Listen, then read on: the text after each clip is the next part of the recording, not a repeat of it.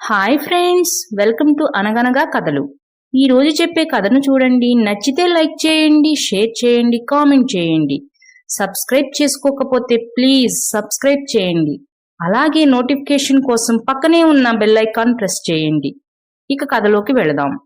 కథలు అనగానే అందరికీ గుర్తొచ్చే కథ. అనగనగా ఒక రాజు. ఆ రాజుకి 7 కొడుకులు.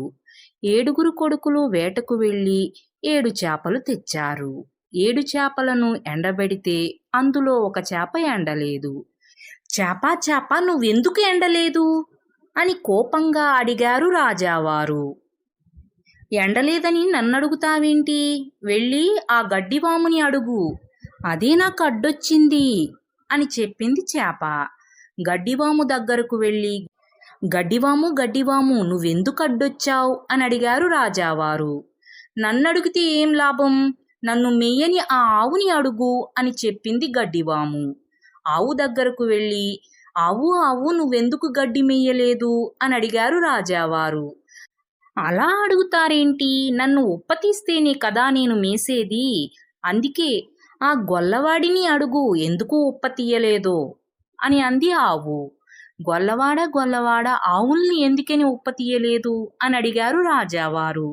నేను ఉప్పతీద్దామని అనుకున్నాను, కానీ అమ్మ అన్నం పెట్టలేదు, వెళ్ళి అమ్మని అడుగు ఎందుకు అన్నం పెట్టలేదో అన్నాడు ఆ గొల్లవాడు.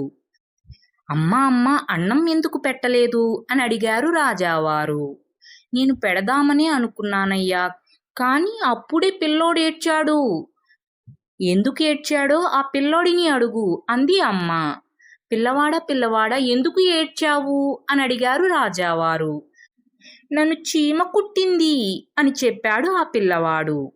చీమ నువ్వెందుకు కుట్టావు అని అడిగారు రాజావారు. నా బంగారు పుట్టలో ఏలి పెడితే నేను కుట్టనా అంటూ రాజావారి మీదకు ఎక్కి చక్కలి గింతలు పెట్టసాగింది చీమ. సరే నిన్ను వదిలేస్తున్నాను, నువ్వు వెళ్ళిపో, నాకు చక్కలి గింతగా ఉంది అంటూ కోపం పోయి నవ్వసాగారు రాజావారు. ఫ్రెండ్స్, ఈ కథ మీకు కూడా నచ్చిందనే అనుకుంటున్నాను. Thanks for watching. మరో మంచి కథతో మళ్ళీ కలుద్దాం. అప్పటి వరకు సెలవు. Take care. బాయ్.